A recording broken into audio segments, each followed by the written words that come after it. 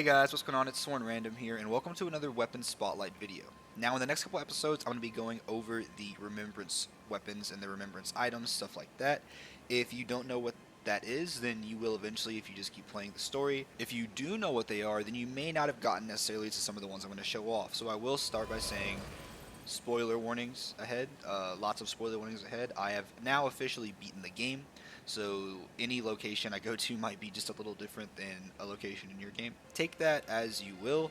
If you do not want story spoilers, then please click off because there will definitely be some in this video for sure. And with that out of the way, guys, we're going to be taking a look at one of the swords that you will get for beating the final boss of the game, because I have now officially beaten the game. I got the end credits scene, I have beaten it, and this is the weapon that you can get for doing that.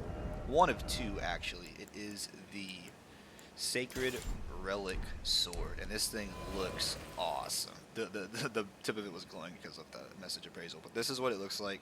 I will now show you guys where you can find it. It's in the exact same place as Morgo's Cursed Sword and all of the other remembrance items. So let's go ahead and head there now. Again, it's just going to be over here in the Table of Lost Grace. And once you get to the Round Table Hold, it will be up here. And I will say again, story spoilers.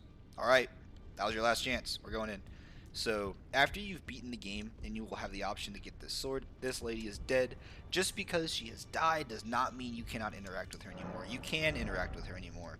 And the remembrance will be here that you get for killing the Elden Beast. And this will be one of the two options you have as far as weapons go to choose. I chose this one because it was the one that I could hold. I could not hold the other weapon because of stat requirements. I don't have a lot leveled up in strength. I didn't do a strength build, so I can't really hold a lot of the strength-based weapons. But that might be changing on my power level just so I can do some of those. And let's go back and let me show you what this thing does. Okay, guys, so we are back over here at Gatefront, and let's go through the melee. So I believe it has a 1, 2, 3, and 4 R1 combo, and I believe it has a 2-hit R2 combo. Kind of this overage slash and then this sideways slash, and the L2 is this. Yeah, that's cool, right? Yeah, so this is one of the items you get for completing the main story of the game. So naturally it's going to be pretty strong. Let me just show you guys the range on this thing.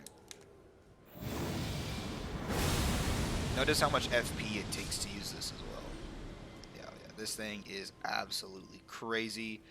For like farming runes late game, this thing is disgusting. For just anything, for doing anything, this weapon is absolutely ridiculous. Let's go over some of its stats for you guys.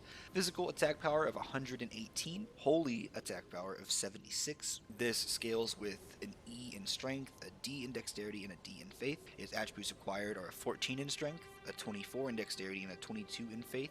So I actually just barely got to the 14 to hold this thing, which is why I chose it out of the two weapons I had. The Sacred Relic Sword is a sword wrought from the remains of a god who should have lived a life eternal. Thoughts on what the weapon pretends are many and varied. Some consider it the mark of a great sin, or a sign of a great devastation. Some think of it as the end of an age, while others the beginning. And it has a unique skill, which is the Wave of Gold.